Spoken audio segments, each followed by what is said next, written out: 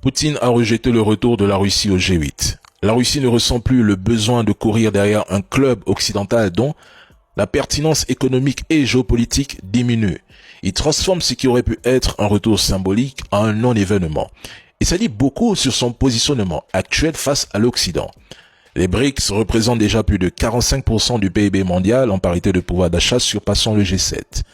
La Russie y joue un rôle central, avec des sommets comme celui de Kazan en 2024 qui ont boosté les échanges en devises locales, yuan, rouble par exemple, et des projets comme le New Development Bank.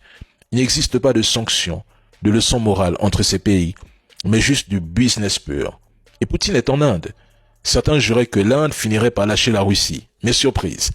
La coopération se renforce encore à un point que même les États-Unis ne peuvent pas briser ce duo avec leurs menaces. Et ça nous emmène directement à la Chine.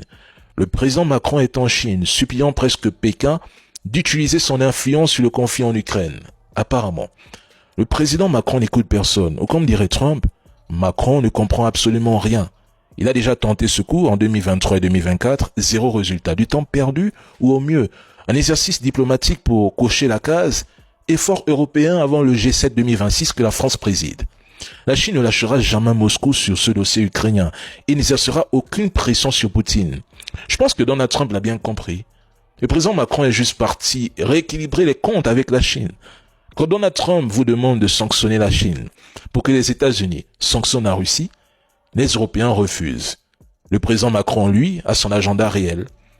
Relancer l'économie française qui se porte déjà très mal.